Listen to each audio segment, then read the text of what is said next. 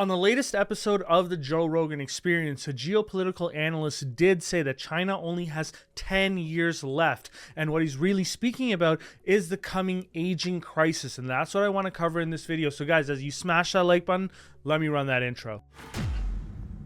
What's up guys, and welcome back to the channel. I'm just going to put up the screenshot of the Joe Rogan Experience video that's on YouTube if you guys want to take a listen to it. What it was interesting about it is that it got almost 2 million views in just 22 hours. So it's crazy how many people are very interested in this topic. But the point that I want to make is something that we have covered on this channel before, which is that if you're going to be an investor in China, and you guys already know that I am an investor in China, albeit in a diversified portfolio where less than 10% or about 10% of my portfolio is in China as of right now, that will get diversified to a lower amount as more cash comes into the portfolio this year.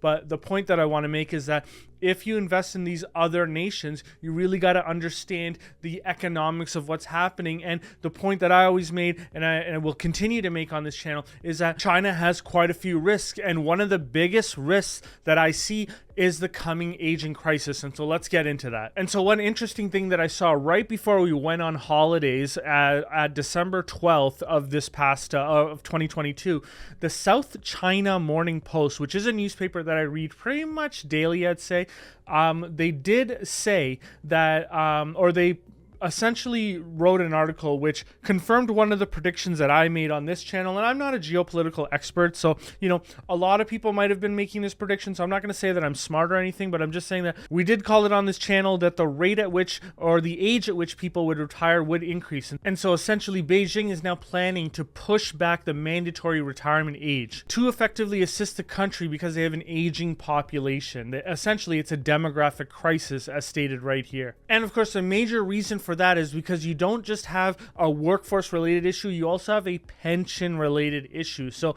are some of these pension funds susceptible to going bankrupt in the face of people living longer and thus being retired for longer? And that all goes into the math for, pension plans as well. And so notice that the workforce is expected to drop by 35 million people over the next 5 years, once again, as the demographic pressure grows. And so the government is telling you that they're going to see a net decline of 35 million people. Now, what does that tell you in terms of like how many people will they actually see a net decline of? Because some of the numbers I don't necessarily think are the best numbers when they're provided by the Chinese government. And so is it 35, is it 50? Who knows? I would love to see, or I'd love if you guys have any sort of data or anything that we can take a look at that might suggest that the population decline or the number of worker decline might be more than this. And so, to address this, Beijing plans to meet the challenge by expanding more private annuity schemes, postponing the retirement age, and creating more jobs. So a three-pronged approach.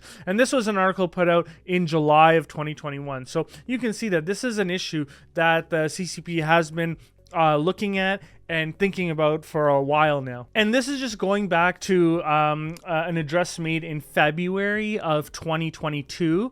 And what happened then was that the state China's council confirmed actually that it would gradually start pushing back its long mandated retirement ages in the coming years. And so I don't know if they've given us age amounts and timelines and how that plays out. I haven't seen it. You guys might see it, but of course, what's causing this, you guys are aware, longer life expectancies as well as just fewer workers per older person are increasing the financial burden of the pension funds. And so this was something that's important enough that was reiterated by President Xi Jinping himself. And I find it interesting how state media is using sort of like a virtue campaign to get people to work longer. So you notice that they're promoting the value of working longer into your life to achieve one's career ambition. So I find that a little sort of like manipulative almost, but I understand why they're doing it. And before you guys get upset, it's not just China that's doing this. This is happening all over the Western world right now. And so to offset the rising costs of the pension system, the healthcare system, etc., that's not being offset with a rising labor pool because the labor pool is actually declining. Governments worldwide are considering raising their official age of retirement retirement. We've seen that happen in Canada already, and you're starting to see that happen all over the world as well. And I'll give you a list of countries that are doing that. But first, I just want to point out what Macquarie Capital is saying. Is like they're saying aging is probably one of the biggest challenges the channel will face in the next 30 years. And in that Joe Rogan video, the guy actually said that, because China's already experiencing negative population growth, you're going to see some real pain in the country over the next 10 years. I personally disagree, but I'm not a geopolitical expert. He probably knows a lot more than I do. And so this is one of those situations where, I'll try and keep my mouth shut and just listen as much as I can and take in as much information as I can. And so I'm going to spend the next, couple of months just studying the aging situation in China in more detail than I have previously. And it looks like there's already an issue with some of the pension funds in China. So notice here, they said that with fewer workers contributing to the public pension system, the fund is expected to face a shortfall within the next 2 decades as contributions are outweighed by payouts to retirees. So that's pretty concerning. And I think, the government will step in, but how much can the government really do without destroying their currency? You're stuck between a rock and a hard place as a regulator. Now, I pointed out that the West also faces the same challenges, but before I get into that, once again, I just want to point out that, right now the pension deficits seem to only be confined to certain areas, including the Northeast Rust Belt, where there's an outflow of young people due to poor employment conditions. And of course, you're seeing, the birth of newborns absolutely declining. And so, we'll see how this plays out. I agree that this is going to be an issue, and it's something that you have to take into account if you're going to invest in the country. And here's how more Western countries have been handling it. So notice that Japan actually approved bills in the past year requiring companies to retain their workers until they're 70 years old, which effectively raises the retirement age from 65 to 70. Germany plans to increase its state pension age from 65 to 67, but not until 2031. And in France, the official age of retirement is 62.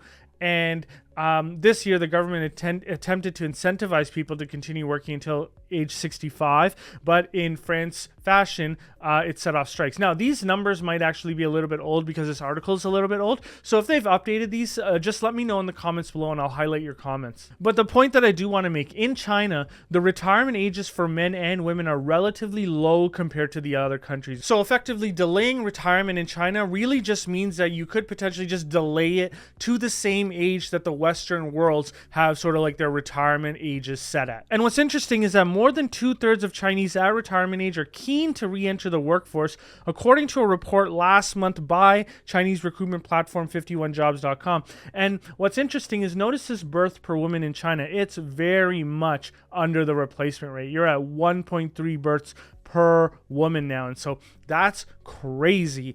And, I just don't see that reversing. You got extremely high property prices in the main cities right now. You have people laying flat. We're now entering into an economic contraction and a global economic contraction. And it could be very bad. One of you guys mentioned in the comments below that Charlie Munger said that we will wish that we had a Volcker style recession compared to what we might have. So that's kind of scary. And, people aren't having children when you're having that much economic uncertainty. And so this could get worse for the country. And I know that I'm doom and gloom in this video, especially considering that I'm an investor in China, but I'm just trying to keep it real with you guys. I tend to piss off both sides, the pro and the anti-China people, but that's might be the reason why this channel doesn't grow, and that's absolutely okay with me because I'd rather stick with truth. And so here's where we got to speak about the elephant in the room. China's reputation as the factory of the world was largely built on the backs of young migrant workers who left their rural hometowns for opportunities in export hubs. But notice that the average age of the worker in China now is 41.7 years compared to 34 years in 2008. So effectively what I'm saying is that on the Joe Rogan Experience, the guy said that, China is going to essentially blow up in the next 10 years. I'm probably paraphrasing and I might just be misinterpreting what he said, but it just doesn't seem like it's over the top right now in terms of like a catastrophe happening in the country. I'm not seeing it, but once again, I just might not be an expert enough to see it. And so I'm going to spend more time trying to understand all this doom and gloom. Like, there's a reason why 2 million people were watching that video. Either a lot of people agree with it and that's why they're watching it, or it might be news to people. But I noticed that that video did have a strange like to dislike ratio. It had, 40,000 likes and 4,000 dislikes. So 10% dislikes does suggest that there might be people who disagree. And so that's why I want to look into it further. And so here's the point that I made. The challenge with trying to solve the demographic problem by just having workers work past the retirement age is that it only kicks the can down the road. Sooner or later, you have to address the core issue, which is the declining birth rate, which you just saw fell to 1.3 births per woman. This is something we have to factor into our valuations as investors in Chinese companies. We will face these issues. And so, I'm just encouraging you guys to be careful. So overall, it does look like I agree with Peter that there is an aging crisis coming. And originally when I was thinking about sort of like the aging crisis, the way I was thinking about it was that, yeah, but it's just that the people retire sooner and so they'll delay their retirement. And so that'll offset some of that issue. But when I think even longer term, like 30, 40, 50 years, which is kind of like the time horizon that I have when it comes to investing in companies anyways, how long or how sustainable is this? And there's going to be a lot of opinions in the comments below. And guys, when you do make the comments below, just start from the perspective that I'm not an expert here. I'm learning, I'm doing my best, but there's a lot of sort of intricateness here. I'm not a geopolitical expert, but over the next couple of months, I'm going to do my best to learn and figure this stuff out. Now, for those of you guys who are interested in more content on China, what recently just happened is that Jack Ma just gave up controllership of his group, Ant Group. And so if you missed that video, you can get access to that video right here.